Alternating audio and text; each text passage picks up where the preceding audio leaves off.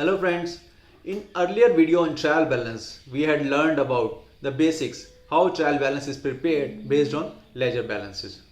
Okay, let's see the other aspects of the trial balance.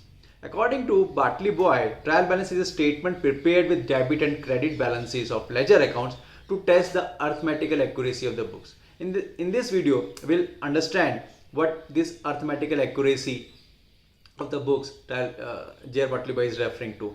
Will understand कौन कौन से errors हैं जो ट्रायल बैलेंस को impact करते हैं. So let's see and understand the arithmetical accuracy point with the help of an example. So in this example we are seeing trial balance is matched. Debit and credit side of the trial balance has 27,460. But it only ensures the arithmetical accuracy को ही ensure कर रहा है. कैसे? अब हम एक एक accounts को देखेंगे और विल अंडरस्टैंड कि इस जो ट्रायल बैलेंस बना है इसमें कौन कौन सी अकाउंटिंग गलतियां हैं. So the first is capital is 8,000 but इन्होंने कहा लिखा है debit side of the trial balance, पर हमें पता है कैपिटल का क्रेडिट बैलेंस होता है. So we need to write down on the credit side of the trial balance. So capital 8,000 we transfer to the और we have return to the credit balance of the trial balance. Second is bad debts recovered. जैसे बताया था bad debts क्या होते हैं, जब आपने किसी से कोई पैसा लेना होता है और आपको वो पैसा नहीं दे तो वो आपका लॉस हो जाता है और लॉस इंक्रीज डेबिट साइड में होते हैं. पर यहाँ पर अगर मेरे को किसी से 1,000 रुपये लेना था, अब उसने मुझे वो पैसा दिया नहीं तो मैंने as a bad debts as a loss book कर दिया, पर बाद में उसने उस 1,000 रुपये में से 500 तो मुझे दे दिया, तो 500 मेरा क्या हो गया, इनकम हो गया, and income increase on the credit side, right. So will write down bad debts recovers in the credit balance of the trial balance. Creditors हमें पता है लायबिलिटी है और लायबिलिटी इंक्रीज क्रेडिट साइड में होती है, जबकि यहाँ पर ट्रायल बैलेंस में डेबिट साइड में लिखी है. तो हम इसको अकाउंटिंग एरर को करेक्ट करेंगे and will write down creditors in the credit side of the trial balance. The next is return outward. Return outward हमें पता है जब हम परचेज करते हैं तो हमारा एक्सपेंस होता है और वो इंक्रीज डेबिट साइड होता है. जब पर उस परचेज में से कुछ पार्ट अगर मैं वापस कर दूं तो क्या होगा, मेरी परचेज लायबिलिटी कम हो जाएगी, मेरा खर्चा कम हो जाएगा, और खर्चा कम किस तरफ होता है, क्रेडिट साइड में. तो यहाँ पर इन्होंने डेबिट बैलेंस में लिखा हुआ है 350, so we need to correct it and write down on the credit side of the trial balance which is 350 we have written. Now bank overdraft हमें पता है कि हमारे अकाउंट में जब पैसा नहीं होता और फिर भी हम ज़्यादा पैसा निकाल लेते हैं. अभी से कि बिजनेस के पास 1,000 रुपया है बैंक में, पर ही हैज़ और business has withdrawn 1,500. In this case business has withdrawn 1,570. तो 1,570 रुपये बिजनेस से एक्सेस निकाल लिए, तो क्या हो गया, मेरे को ये पैसा बैंक को वापस करना है क्योंकि मेरे पास वो पैसा है नहीं, बिजनेस के पास वो पैसा है नहीं. तो bank overdraft is a liability और liability increase on the credit side, so we gonna write this bank overdraft on the credit side of the trial balance. ये करेक्ट कर दिया. रेंट 360, रेंट एक्सपेंस है, एक्सपेंस डेबिट साइड में increase होता है तो it will remain on the debit side. Salaries भी expense है, इंक्रीज डेबिट साइड में होता है तो it will remain on the debit side. Trade expenses आपका खर्चा है, खर्चा increase on the debit side and it has a debit balance, so we'll keep it as a debit balance. Cash in hand, cash asset है, asset increase debit side में होती है तो इसका मतलब कैश का डेबिट बैलेंस होगा, इसलिए इसको भी डेबिट साइड में रहने देते हैं. Opening stock is my asset and asset increase on debit side और we can say asset as a debit balance, so इसलिए ओपनिंग स्टॉक को भी हम डेबिट साइड में रहने देते हैं. Purchases again is my expense और एक्सपेंस इंक्रीज डेबिट साइड में होता है तो this will also remain on the debit side. Debtors मेरा असेट है क्योंकि मेरे को जिससे पैसा लेना होता है वो मेरे डेटर्स कहलाते हैं, और डेटर इज एन असेट का डेबिट बैलेंस होता है, इसलिए डेटर्स को भी हम डेबिट साइड में रहने देंगे. बैंक डिपॉजिट में हम बैंक में मैंने पैसा जमा करवाया तो वो मेरी असेट है, असेट क्योंकि डेबिट बैलेंस होता है इसलिए इसको भी हम डेबिट साइड में रहने देंगे. डिस्काउंट अलाउड, मैंने डिस्काउंट दिया किसी को, तो डिस्काउंट जब मैंने किसी को दिया तो मेरा खर्चा है और लॉस है. सो लॉस क्योंकि डेबिट बैलेंस होता है, क्योंकि लॉस इंक्रीज डेबिट साइड में होता है तो इसको भी हम डेबिट साइड में रहेंगे. Now drawings. अब अगर आप ये सब चीज़ें देखें कि debtors, bank deposit, discount allowed, all these has been written on the credit balances of the trial balance which was wrong and which we rectified by transferring it on the debit side. The next one is drawing को क्या होगा, drawing is a liability decrease होती है drawing से, क्योंकि capital जो business को capital का पैसा ओनर को देना है वो कैपिटल रिड्यूस हो रही है बिकॉज ओनर्स ने कुछ पैसा फॉर पर्सनल यूज बिजनेस से निकाल लिए तो उसकी कैपिटल रिड्यूस हो रही है, तो बिजनेस की एज एक तरह से लायबिलिटी रिड्यूस हो रही है और लायबिलिटी रिड्यूस डेबिट साइड में होती है, इसलिए ड्राइंग्स को हमने डेबिट साइड में लिख दिया. रिटर्न इनवर्ड्स, अब सेल करी है, सेल का किसी ने हमें रिटर्न वापस किया तो सेल इंक्रीज क्योंकि क्रेडिट साइड में होती है, पर अगर सेल्स रिटर्न किया किसी ने तो क्या होगा, हमारी इनकम रिड्यूस हो रही है और इनकम रिड्यूस डेबिट साइड में होती है. तो हमने सेल्स का रिटर्न इनवर्ड्स को डेबिट साइड में लिखा है, जबकि जो बैलेंसेस दे रखे थे उसमें क्रेडिट साइड में लिखा। सेल्स हमें पता है क्रेडिट साइड में इंक्रीज होती है, हैज ए क्रेडिट बैलेंस, तो it will remain on the credit side. Bills payable is my outstanding liability which we need to pay, so that will remain on the credit side. Grant receive it's a government कई सारी चीज़ों के लिए funds देती है to work on. तो एक तरह से ग्रांट है जो हमें रिसीव हुई है फ्रॉम द गवर्नमेंट, एंड जो ग्रांट रिसीव होती है it has a credit balance because it's a income to me कि किसी चीज़ के लिए हमें ग्रांट मिली। तो 1000 हमने क्रेडिट साइड में लिखा। If you now look at, so the debit and credit balance of the trial balance matches. यहाँ पर एक चीज देखना है, अब ये जो मैच कर रहे हैं now it's perfectly okay because earlier the balances were not written despite the fact कि ट्रायल बैलेंस मैच कर रहा है, but it was not accounting way correct, so we now corrected it accounting way.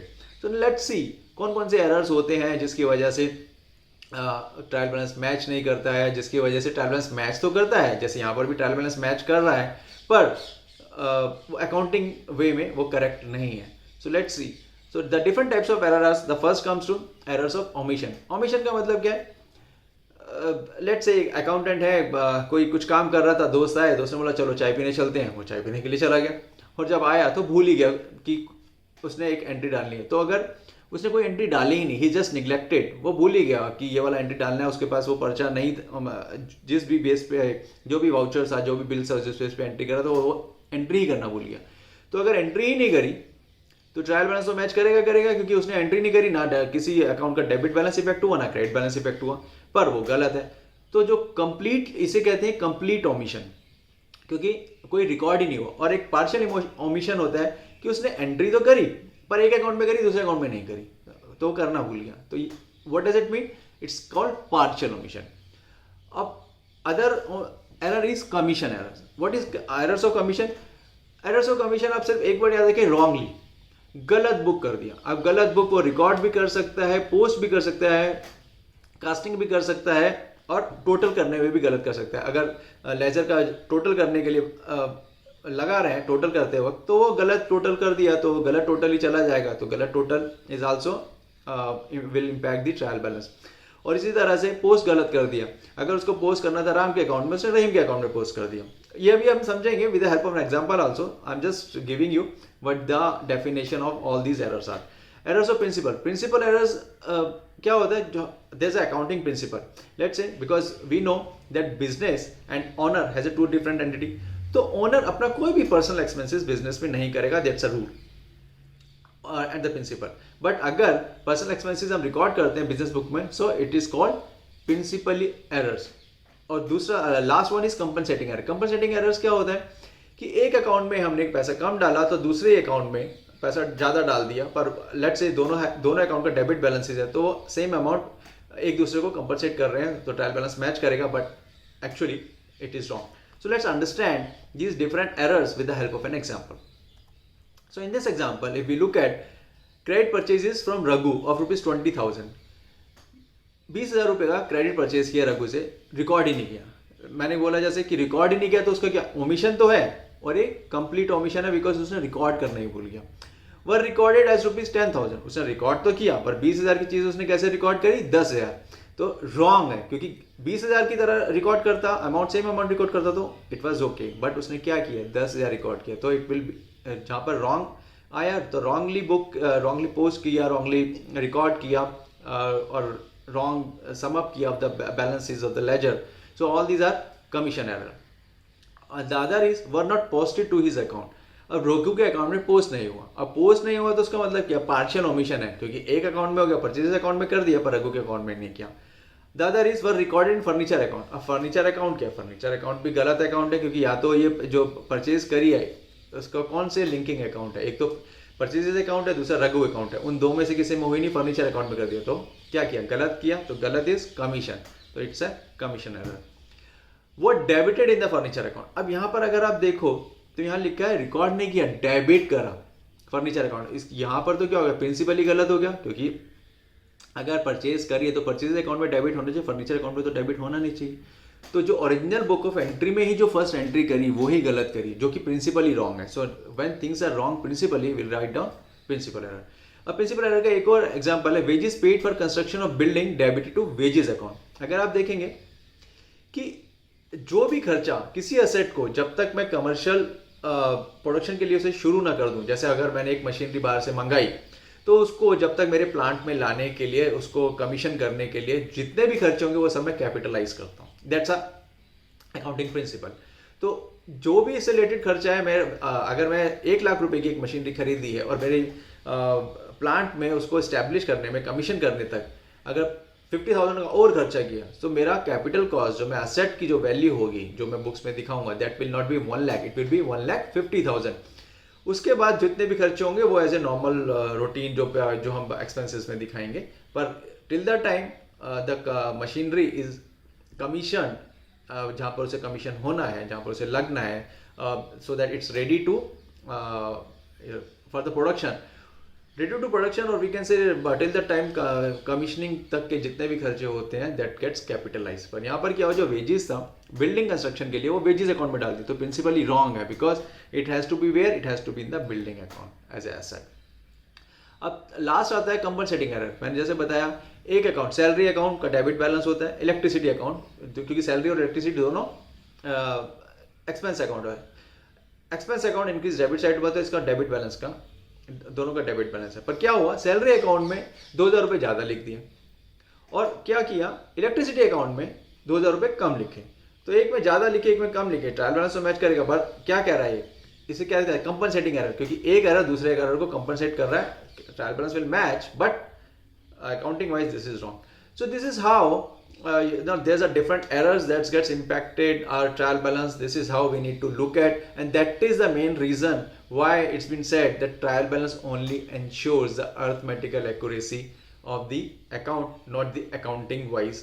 So all these things you need to keep it in mind and go through with this video very well. Even if you have any questions, query, do comment and get resolve your doubts. मैं बार बार बोलता आया हूँ, raise your questions, raise your doubts. कोई भी doubts, कोई भी question छोटा नहीं होता है। जब तक आपको कोई चीज़ समझ में ना आए तब तक आप इसको हाँ ना करें।